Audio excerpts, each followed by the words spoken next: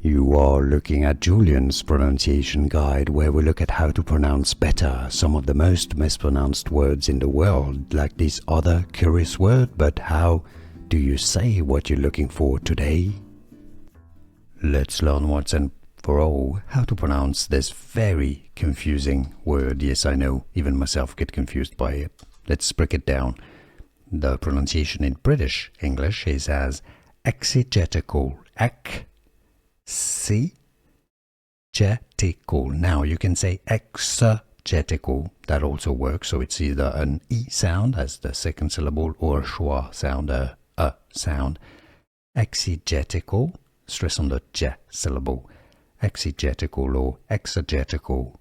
Both pronunciations are correct. How to pronounce in English? Exegetical. And now you know. Here are more videos on how to pronounce more confusing words and names too many mispronounced. Like this video if you found it useful. I appreciate your support. I'll see you soon and thanks for watching.